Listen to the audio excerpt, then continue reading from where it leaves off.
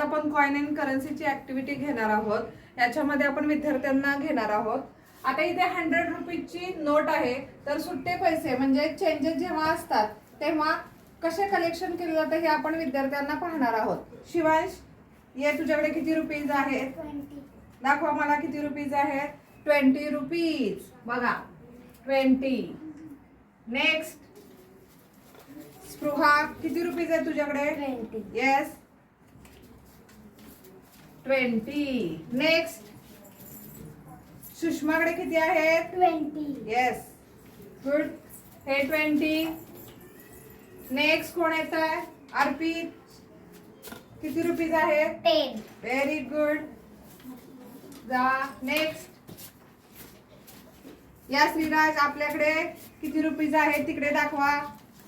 हा, आम्हीच पाहतो किती रुपीज आहेत। 10 रुपीज आहेत। हा नेक्स्ट, 10 रुपीज किती आहेत? 10. व्हेरी गुड, 10 रुपीज आहेत। येस, बघा आता किती रुपीज राहिले। अजून कोण किती रुपीज आता देऊ शकतो आपण? 10 rupees. Yes good. आता बघा कॅल्क्युलेशन आपण करू शकतो। आपल्याला 100 रुपीज हवेत।